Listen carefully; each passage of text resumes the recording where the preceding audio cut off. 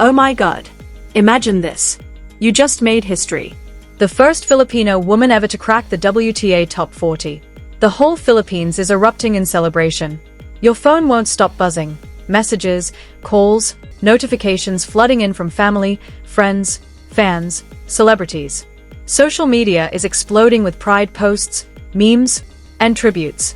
You're on top of the world, soaking in the moment you've dreamed about since you were a kid hitting balls in Quezon City, and then, just 24 hours later, you step onto a tennis court in Doha for the Qatar TotalEnergies Open, a massive WTA 1000 event, and get absolutely humbled in straight sets. Music fades in. That's the brutal, beautiful roller coaster of Alex Eala's week in early February 2026. Highs that touch the sky, lows that hit like a gut punch, and the raw truth of what it takes to compete at the elite level of professional tennis. Let me break it down, because this story has everything: triumph, pressure, resilience, and a reality check that fuels the next chapter. It all peaks on February 9, 2026. Alex Eala officially hits world number 40 in the WTA singles rankings, her career high and the highest any Filipina has ever achieved in tour history. This isn't just a number, it's a barrier shattered for an entire nation. The Philippines has produced talented players before, but never one who's climbed this high in the women's game. Eala gets there thanks to a gritty run to the quarterfinals at the Mubadala Abu Dhabi Open WTA 500. That week was pure fight. She delivered one of the most inspiring comebacks of her young career in the round of 16 against Alexandra Sasnovich. Down a set 2-6, Eala clawed back to take the second 6-4. Then, in the third, she fell behind 0-4, staring down a potential straight sets exit. Sasnovich even held a match point, but Eala refused to fold. She saved it, turned the momentum, and won the decider in a tense tiebreak 7-6-5. Final score, 2-6, 6-4, 7-6-5. Championship mentality on full display. That victory, combined with her earlier wins, pushed her from number 45 straight into the top 40. Historic. Emotional. The country celebrated like it was a national holiday. Eala deserved every bit of that joy. She was riding the wave, feeling unstoppable. Then came Doha, the Qatar TotalEnergies Open, one of the premier WTA 1000s outside the slams. Fresh off her milestone, expectations were sky high. This was her first big event of the year at that level with the new ranking glow. The draw threw her a competitive but winnable first-round matchup. 18-year-old Czech Tereza Valentová, ranked around number 44, she'd peaked at number 44 just a week earlier before a slight dip. On paper, two rising stars, similar age bracket, both hungry. It could swing either way, but on court, it didn't. Valentová came out firing on all cylinders, big serves, fearless winners, zero hesitation. Eala, meanwhile, looked off. The legs weren't as explosive as in Abu Dhabi. The sharpness was missing. Maybe the whirlwind of celebrations, travel, media, and sudden pressure caught up. Or maybe it was just one of those days in tennis where everything clicks for one player and doesn't for the other. The first set was a battle. Both fought tooth and nail, no easy breaks, every point earned. It went to a tiebreak, where nerves amplify everything. Eala stayed competitive, created chances, but Valentová held firm. She served strong, forced Eala to hit one more shot, and edged it 8-6 for a 7-6-6 opener. Brutal. Eala had played a solid set, hung in there, but couldn't seize the big moments. Losing a tight tiebreak like that plants seeds of doubt. What if I'd converted that point? What if I'd gone for it more? The mental shift hit hard. The second set unraveled fast. Valentova's confidence snowballed. Eala's energy dipped. The Czech team dominated, closing it out 6-1. Final score, 7-6-6, 6-1 to Valentová. A straight sets exit in the first round. It stung. The scoreline looked lopsided, but the first set showed Eala was right there, until the momentum flipped.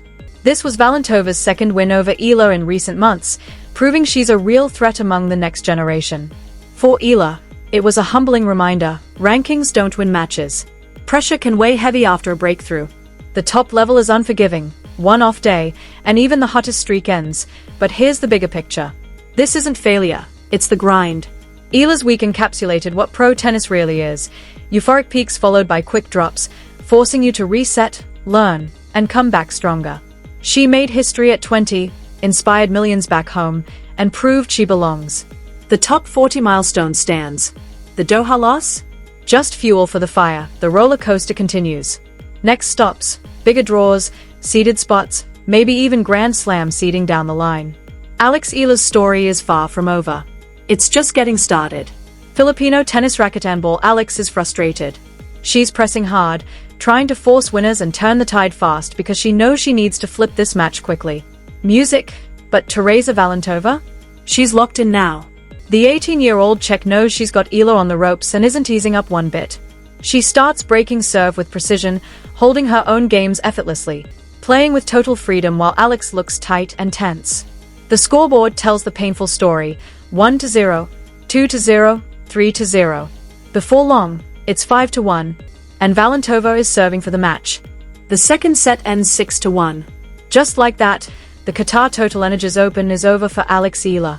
A straight sets defeat, 7-6, 6, 6-1, in the first round, less than 24 hours after she etched her name in Philippine sports history by cracking the WTA Top 40. That's tennis for you. It lifts you to the heavens one day and drops you flat the next. No mercy. No pause. Let's dive into what really happened on court, because the stats paint a clear picture of where it slipped away. Alex's numbers tell a tough tale. 0 aces, not a single one, 3 double faults handing free points to Valentová.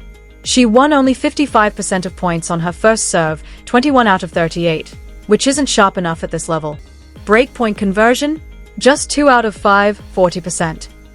Solid chances, but not capitalized on. Valentova's stats shine brighter. 4 aces, free points Alex couldn't touch, 3 double faults, a wash there. But the killer difference, 75% of first serve points won, 33 out of 44. Elite serving. She converted 4 out of 7 break points, 57%. That first serve dominance, 75% versus 55%, was the match decider. When Valentová landed her first serve, she won 3/4 of those points, building easy holds, stealing momentum, and never letting Alex settle into return rhythm. Alex couldn't pressure the serve games, forcing her into constant defense. The aces gap, 4-0, meant Valentová got breathing room, confidence boosts on big points. Break points. In a match decided by a tight first-set tiebreak, those extra conversions, 57% versus 40%, separate winners from losers. Alex had opportunities but couldn't seize them. Valentová did. Before we overreact, context matters. This loss didn't come out of nowhere. Alex has been grinding non-stop since the Australian Open. First-round exit there stung, then a bounce back with quarters at the Philippine Women's Open, followed by that epic Abu Dhabi run. In Abu Dhabi, WTA 500, she delivered a remarkable comeback against Alexandra Sasnovich in the round of 16, down a set 2-6, then 0-4 in the third with a match point against her. She saved it and clawed to 2-6, 6-4, 7-6, 5. A 3-hour emotional war that propelled her to the quarters and the historic number 40 ranking on February 9, 2026. The first Filipina ever there. That's intense. Weeks of high-stakes matches, constant travel, jet lag, time zones, different courts and conditions. Pro tennis drains you physically and mentally. Every point carries weight.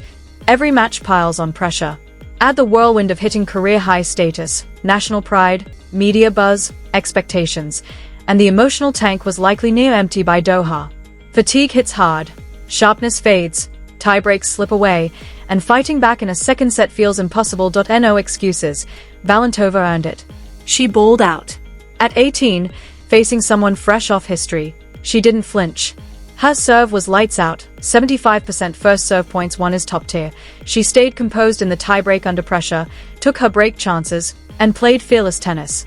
This was her second straight win over Eala, after routing her 6-1, 6-2 in Osaka late last year, showing she's a legit rising threat. But for Alex, this is part of the process.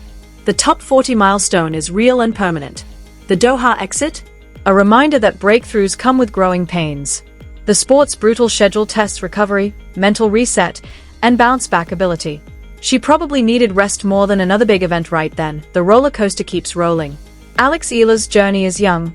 At 20, she's already shattered barriers and inspired a nation.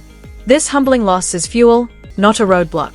Learn from the stats, recharge, and come back swinging. The best is still ahead.